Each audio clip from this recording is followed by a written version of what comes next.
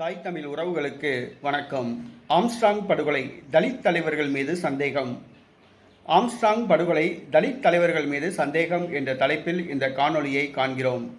பகுஜன் சமாஜ் கட்சியின் மாநில தலைவர் ஆம்ஸ்ட்ராங் கடந்த 5ஆம் தேதி சமூக விரோதிகளால் வெட்டி படுகொலை செய்யப்பட்டார். அவர் அநேக மாணவர்களை வழக்கறிஞர்களாக உருவாக்கினார். தலித் மக்களுக்காக அவர் பாடுபட்டார். குறுகிய காலத்தில் அவர் கவுன்சிலர் ஆனார். பகுஜன் சமாஜ் கட்சியின் மாநில தலைவராக பதவியேற்றார். ஆனால் அவருடைய அரசியல் வளர்ச்சியை அநேக பேரால் பொறுத்து கொள்ள முடியவில்லை. அவர் வெட்டி படுகொலை செய்யப்பட்டுள்ளார். ஆருத்ரா நிதி நிறுவன பிரச்சினை, ஆற்காடு சுரேஷ் அவர்களுடைய படுகொலை, இதனால் ஏற்பட்ட போட்டிதான் இந்த படுகொலைக்கு காரணம் என்று கூறப்படுகிறது. ஆனால் ஆம்ஸ்ட்ராங் ஆதரவாளர்கள் இந்த வதந்தியை காவல்துறைதான் பரப்பி வருகிறது. ஆம்ஸ்ட்ராங் படுகொலை குற்றவாளிகள் வேறு நபர்கள் என்று குற்றம் சாட்டுகின்றனர்.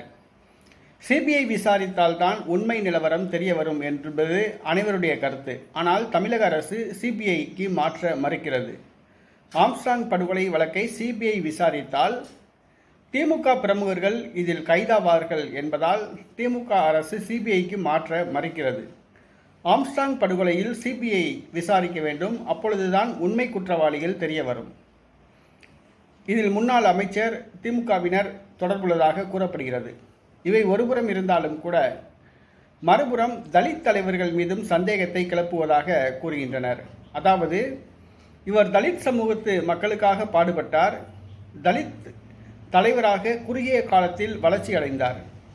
இவருடைய அரசியல் வளர்ச்சியை பொறுத்து கொள்ள முடியாத சில தலித் தலைவர்கள் இந்த படுகொலையில் சம்பந்தப்பட்டிருக்கலாம் என்று கூறப்படுகிறது.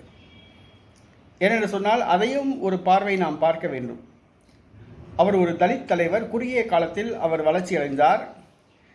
அவருடைய வளர்ச்சியை பொறுத்து கொள்ளாமல் அவரை போட்டு தள்ளியிருக்க வேண்டும் என்பது ஒரு சிலருடைய கருத்து.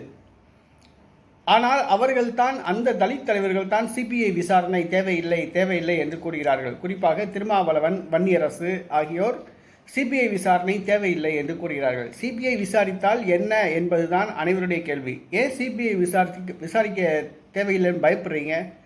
ஏன் சிபிஐ விசாரித்தா சிக்கிருன்னு பயப்படுறீங்களா? சிபிஐ விசாரிக்க வேண்டும். இந்த ஆம்ஸ்ட்ராங் படுகொலையில் தலித் தலைவர்களான திருமாவளவன், வன்னியரசு, பூவை ஜெகன்மூர்த்தி உள்ளிட்ட அநேக தலித் தலைவர்கள் இதில் சம்பந்தப்பட்டிருக்கலாம் என்று கூறப்படுகிறது. சில அரசியல் பார்வையாளர்களும் அதைத்தான் கூறுகின்றனர். ஆகவே சிபிஐ விசாரிப்பதுதான் மேல். ஆம்ஸ்ட்ராங் படுகொலைக்கு காரணம் தலித் தலைவர்களா, அல்லது திமுகவினரா, அல்லது ஆருத்ரா நிதி நிறுவனமா, ஆற்காடு சுரேஷ் அவர்களுடைய படுகொலைக்கு போட்டியாக நடைபெற்ற படுகொலையா என்பது குறித்து சிபிஐ விசாரித்தால்தான் உண்மை நிலவரம் தெரியும். ஆனால் ஆம்ஸ்ட்ராங் படுகொலையில் தலித் தலைவர்கள் மீதும் ஒரு சந்தேகம் உள்ளது. அவர்களையும் விசாரணை வளையத்துக்குள் கொண்டு வந்து விசாரிக்க வேண்டும்.